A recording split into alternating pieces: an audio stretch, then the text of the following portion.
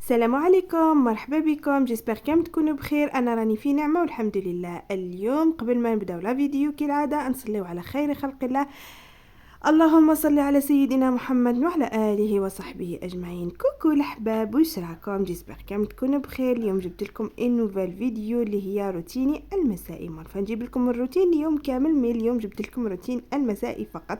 يعني روتين ربة بيت، سواء كانت عاملة أو ما كنت بيت. روتيني المسائي اللي هو لازم نديرو هذيك الجولة الخفيفة على الدار بعد ما نكونوا طيبنا العشاء تاعنا أكيد. حتى وإذا ما درناش العشاء راح ندخلوا الكوزينة، واللي هو تخمام المرأة الجزائرية ككل. يعني تخمامي اليوم ما نديرش العشاء، نبروفيتي باش ندير نغسل هذاك الفريجيدار، ولا نغسل لابلاك تاعي، نغسل تحت الليفي، نغسل البوتاجي. المهم اي تخمام المرأة الجزائرية ككل. واكيد العناية الشخصية هذه مفروغ منها. نبداو بالعشاء اللي هو جبت لكم اليوم وصفة بنينة بنينة بنينة. تبعوا معايا. جبت لكم حبة بصل ومعها 4 سنينات ثوم ومغرف طماطم باش نقلي بها مليح، وربع مغارف زيت. معدنوس ضروري في هذه الوصفة، وثاني شوى راس الحانوت. يعني التوابل اللي مالفه ديريهم في المرقه تاعك، ديريهم في لاصوص تاع اليوم. انا درت غير راس الحانوت والملح، وهذوك لي بولات يعني اختياريين ما همش لازمين. اذا عندك جنيحه ديري جنيحه، اذا ما عندكش ما ديريش. يعني واذا عندك شويه سكالوب ديري به، ومن بعد نحي تحبي ديري به انسوب خفيفه تفتتي فيه، ما نعرف. المهم نتيا واش عندك، واذا ما عندكش ما ديريش. ماهوش لازم ماهوش لازم تماما، ماهوش لازم في هذيك الوصفه. برك انا عندي هذوك الحبيبات درتهم. ونجي مباشرة للبروكلو تاعي اللي كنت غليته في الملح في الماء وملح ثوم ورند. وكم هنا نحيد الفلفل الكحل اللي عندها الفلفل الكحل دير فيه بالفلفل الاسود. نحكم البروكلو هذاك نحيلو كامل هذوك العروق، ما مش لازمين في هذا، ما لازم ما نديروهمش في هذه الوصفه. نحيهم ونعصروا خلاص، لازم ما تبقاش فيه ولا قطره تاع ماء. اللي عندها ترشونه خاصه بالمطبخ باش تعصر بها الحوايج هذو تاع المطبخ، الاكل ولا نعم تربي، تدير بالترشونه احسن. شوفوا هنايا ندير بالخاتم، ومن بعد ما نقدرش نخدم بالخاتم ويدخل فيها الاكل، ما نقدرش مي هنا نسيت وما قدرتش نحي كما راني نصور. نحيت له هذاك العروق كامل وعصرته مليح من الماء، ودرت معاه نص صدر تاع الدجاج بولي اشي، يعني ارحيه مليح. واللي عندها 4 صدر تقدري ديري ب4 صدر فقط باش تجيك الوصفه اقتصاديه. المعدنوس كما قلت لكم ضروري، مغرف فارينه ولا مغرف شابلور، والتوابل اللي درتيهم في لاصوص ديريهم هما. من جهه اخرى راني نقلي في لاصوص تاعي، قليها مليح مليح. لازم حتى تذوبلك هذيك البصله باش نمرق، باسكو المرقه اللي تاع اليوم نحتاجها بزاف المرقه. يعني لازم هذا الطاجين هذا لازم نمليه بالمرقه. كما قلت لكم الخليط تاعي فيه البروكلو، فيه نص صدر، فيه المعدنوس ضروري، نص حبه بصل، 2 سنينات ثوم. البيضه انا استعملت صفار بيضه فقط، تقدري ما تستغني عليها، ماهيش لازمه باسكو ديجا عندنا نص صدر تاع الدجاج. وكما على بالنا كي نديرو سكالوب راح يلملك اي خليط تحتاجيه. والملح طبعا ما نساوهش، برك ما نملحش بزاف باسكو ديجا كلش راهو مالح. البروكلو غليته بالملح ولا صوص راهي مالحه، ومام نزيدو شويه ملح في هذاك الخليط فقط، يعني ما نكثرش. ونروح نمرق هذيك المرقه تاعي، نمرقها مليح. يعني نحتاج المرقه بزاف اليوم، ما نمرقش كيما مالفا انيفو، لا نمرق بزاف مليح. ونروح لهذاك الخليط اللي كنت شكلته على شكل سفيريه، تحبي تشكليه ديبولات، تحبي تشكليه، المهم الشكل اللي بغيتيه انت شكليه.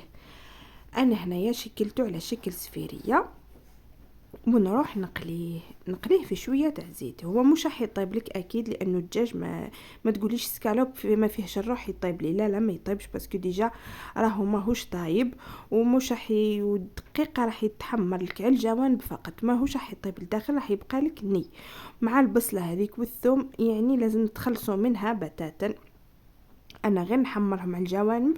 وعلاش قلت لكم نمرقهم مليح؟ باسكو المرقه نحتاجها باش تطيب لي فيها هذيك السفيريه.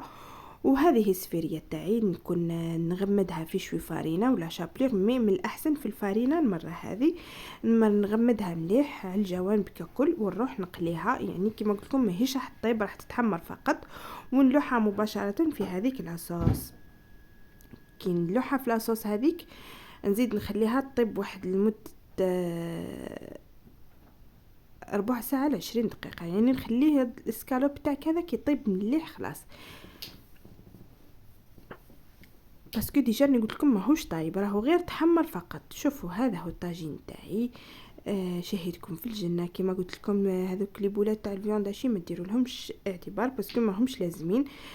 كيف الدجاج ماهوش لازم ديري برك جنيحه تقلي بها ودير لك برك هذيك البنه. وتقدري ما ديريش ميم طون تقدري ما ديريش. علاه؟ باسكو ديجا هذاك اسكالوب راهو كاين في البروكلو او شوفلور كما يقولوا له بعض المناطق، ويقولوا له الزهرات. المهم هذا هو القرنبيط كما يقولوا باللغه العربيه. شوفوا لاصوص تاعي جات خاثره عاقده، ماهيش بزاف كما قلت لكم مرقنا بزاف. يعني مرقي حسب لا كونتيتي تاعك. نص راس، انا درت نص راس بروكلو فقط، والباقي رحت قليته وريدات للزوج يحبوا مقلي. عفوا على الصوت. هذا هو. ورحت كنت حنقدمه هكاك من الطاجين مباشرة. ما قلت خلينا نجمر شوية في البيركس في الفوق. حطيته تجمر شوية برك. تقدر تزيدي له تاع رشة تاع جبن من فوق، مي ماشي كلش بالفرماج. ديجا نسيو ما نديروش الفرماج، يعني ماشي اي حاجه بالفرماج راح تجي بنينه. هذا هكا راح يجيكم بنين بزاف خلاص. باسكو طاجين القرنبيط كما راكم تشوفوا جمرته. جاتني واحد لاصوص معسله وبنينه بزاف خلاص. المعدنوس كما قلت لكم راهو ضروري في هذه الوصفه. جمرته شوي في الفرن وقدمته كما راكم تشوفوا. جاني بنين ومعسل بزاف خلاص. شهيتكم في الجنه. ما تنساوش تجربوا هذه الوصفه، وصفه رمضانيه بامتياز، وصفه للضياف تحمر لكم الوجه اكيد، مع ان سوب خفيفه. واش حنقول لكم تقدري تقدميها لضيوفك وتحمري بها وجهك. هذا هو طاجين البروكلو تاعي. شهيتكم في الجنه. ما تنساوش تجربوا الوصفه وتحطوا لي الجيم والكومونتير. شوفوا كم ما كمش راكم تشكروا فيا راح نشكر روحي اكيد. راهو بنين بزاف خلاص. انتم مسخر برك. المهم هذا هو العشاء تاعنا. وبعد ما تعشينا وغسلت الماعن وفرزت الدار ودرت هذيك التنشيفه على الدار، يعني كملت التنشيفه، درت جوله على الدار ككل. جيت نلتشوي بروحي. يعني ما نساوش روحنا، يعني الواحد يتهلا في داره وما يتهلا في روحه. جيت نعدلكم هذا الشامبوان تاع سواليس كيراتين وبالارغان. يعني هو خاص بالشعر، بالخصلات المصبوغه، يعني بالشعر المصبوغ. سورتو اللي مدايرين بالياج باش يحافظوا لهم على اللون. مي انا كوم شعري شاطه نحب نستعمله باش يحافظ لي على لاكولور. نستعمله هو ولا نستعمل. شوفوا سورتو ميكسا وهذوك. انا هذوك هما اللي يولموني في شعري باسكو شعري جاي شاطه. نحب نحافظ عليه بهذا لي شامبو. ماهوش غالي بزاف، راهو سواليس، يعني ماهوش شامبو المفضل ليا. المهم انا راني نستعمل شحال من شامبو كل مره واش نستعمل. ومام هذاك الفينيس كان مقشر للكور. واش حنقول لكم بزاف مليح خلاص. ديري كميات تاع جل دوش وديري معاها 2 مغارف تاع سكر وديريه للكور تاعك كامل. راح تحسي بواحد الانتعاش. شوفوا راح يقشر لكم، تروح لكم خلاص هذيك البشره الميته خلاص. راح يدير لكم واحد المقشر هايل خلاص. وبينا الواحد قبل ما يرقد يبروسي سنيه. انا راني نستعمل فيه هذاك تاع الفحم بزاف مليحكم. انا كما قلت لكم اسناني ناقصين كالسيوم. قلت لكم من قبل بلي ناقصه كالسيوم بزاف، وسورتو في اسناني ديما صفر. رحت للدانتيست باش ندير تبييض الاسنان. قال لي ما هادو هما اسنانك، يعني ماشي ندير هوليوود البوليود هذوك لا ضحكت الهوليوود. مي بغيت ندير شغل ندير دي تاخت خاش برك. مي قال لي راه نظاف برك خاص كالسيوم، لازمك دواء وتبعي دانتيست، يعني تبعي دواء باش نقدر يبيضوا اسنانك باسكو هذا هو اللون نتاعهم. هيا قلت له معليش قاعد اللون نتاعهم صح كثر خيرك. نروح نروح خير. ونجي مباشرة نلبس قشي. جيت نعت لكم هذه الايفوريا اللي دات بزاف شنيعه بلي راهي ايفوريا.